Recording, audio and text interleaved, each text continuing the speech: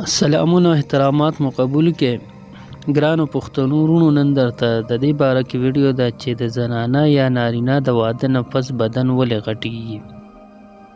کو په چینل نوی او تاسو د جنسي او صحت باره کې معلومات غوښتل غواړئ، نو تاسو زموږ دا چینل سبسکرایب کړئ او په کمنټ کې خپل رائے هم راکړئ.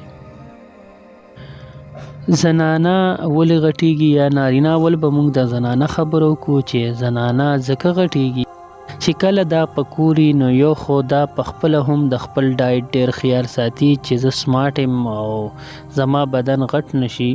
ځکه چې بدن غټ شي نو دا عمر هم زیات خي او اکثر زنانه چایس دا وي چې زه لکه سپک دستې انګور راولم، نو په دغه وجه دی د ځان ډیر خیال ساتي.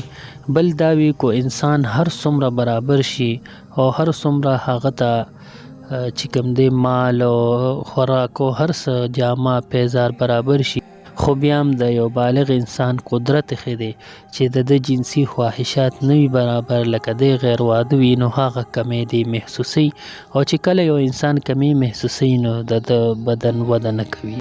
بل دا دی چې دغه وخت کې د جنکو خپل مشغولتیا لکه چیندرو، داسې د پړی لوبې د کلوبې ورسره هم چې ورزش پکې کیږي. بل دا وی چې د سره د دنیاوی یا د دینی سبقونو زور په هم وي چې دا هم یو غم دی او انسان ډیر وده ته نه پریږدي.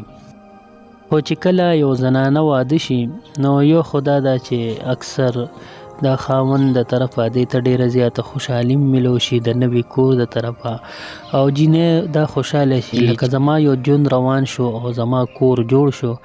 دا خوشحالي دې لډیره ده چې د دې بدن غټ کی. بل دا وی چې کم د جنکواله مشغولتیاګانې وي څنګه چې ما یاد کړې، کمی لوبي وي چې هغه کې ورزشونه کیږي، هغه کارونه دا بیا نشي کوله. بل دا وی چې په اعضاء باندې لاس وال کیږي، څنګه مخ کې یا شاته باندې خاوند چې کوم الله د اجازه ورکړي دي او په هغه باندې لاس وال کیږي، نو دا یو ښکاره خبره ده د محققینو او د فزیکلی چې د کوم ځای مساج کیږي هغه ځای ته وینه راځي، او چې کوم ځای ته د وینې راتګ زیات وي نو هغه غټیږي. کله چې د دې کم ځایونو باندې مساج زیات کیږي، لاس په وال کیږي، هغه ځایونه د دې غټیږي.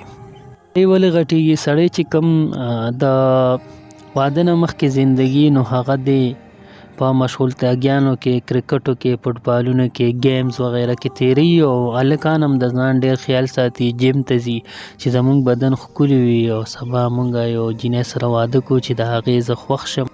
نو په دغه کې وجه باندې دی د خپل صحت ډیر زیات خیال ساتي په خوراک کې او جسمانی طور ورزشونو باندې.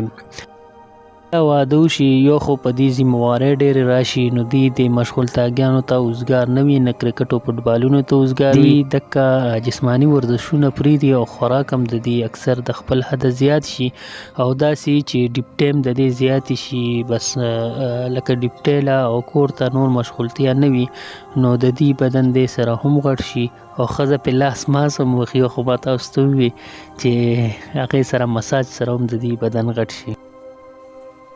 امید دی چې ویډیو به خوښه شوي. دا غلط خبره مه ګڼئ، دا زمونږ ضرورت دی د جنسیاتو معلومات دی. کو تاسو په چینل نوی سبسکرایب کې ځان ډیر خیال ساتئ. الله د ټولو کورونو عزتونه په حفظ او امان کې کا.